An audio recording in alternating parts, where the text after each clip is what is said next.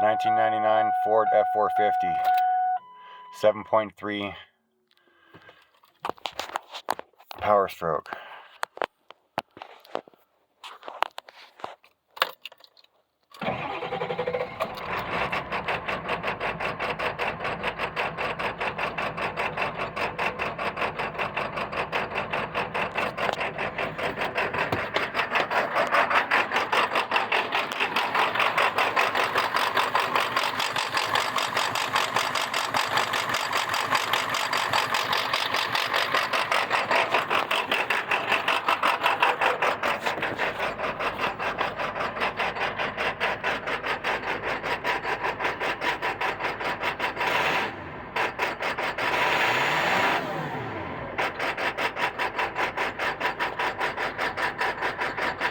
Why does it run like this?